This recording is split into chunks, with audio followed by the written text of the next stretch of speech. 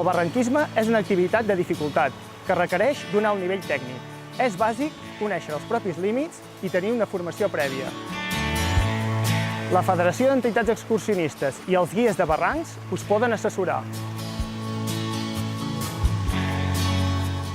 Abans de fer l'activitat, consulteu la fitxa tècnica, que conté l'itinerari, la seva durada i els punts crítics. Planifiqueu possibles escapatòries i també com tornareu. Consulteu la predicció del temps i els avisos de situació meteorològica de perill.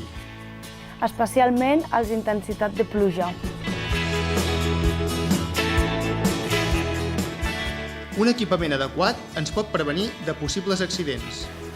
Recordeu portar un xulet, el casc, la navalla i un frontal. Consulteu també el radar meteorològic abans de la sortida.